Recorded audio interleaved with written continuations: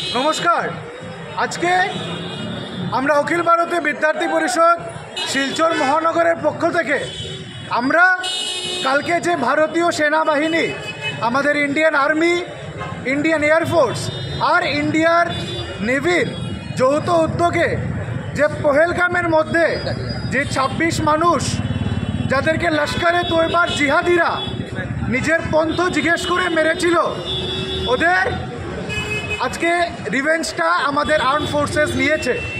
আর কালকে পাকিস্তান অকুপাইড কাশ্মীরে আর পাকিস্তানে যেই আমাদের মা বোনেদের সিন্দুরের কথা জিজ্ঞেস করে সিন্দুর ওদের কপাল থেকে মুছে যে ওদের স্বামীদেরকে হত্যা করেছিল আর ওদের পন্থ জিজ্ঞেস করে মেরেছিল, ওইটারই বদলা অপারেশন সিন্দুরের নামে ৯টা টেরোরিস্ট লোকেশন ভেঙে আমাদের ভারতীয় সেনাবাহিনী নিয়েছে।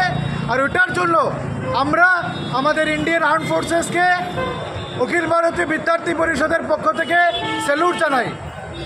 আর भारत माता की जय, वंदे मातरम, वंदे मातरम।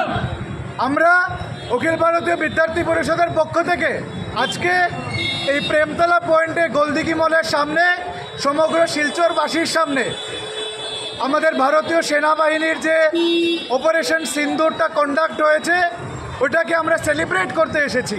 কারণ আমরা এজ এ সিটিজেন আমাদের সেনাবাহিনীদের সামনে কৃতজ্ঞ যে আমাদের মা বোনেদের চোখের যে জলটা পড়েছে, অনেক মা বোন যে বিধবা হয়েছে, ওদের যেই আজকে ইন্ডিয়ান আর্মি এই কাজটা করেছে ওদের জন্য, ওটাকে আমরা সাধুবাদ জানাতে, ওটাকে আমরা ধন্যবাদ জানাতে আজকে আমাদের অখিল ভারতীয় বিদ্যার্থী পরিষদের কার্যকর্তারা এখানে উপস্থিত হয়েছে।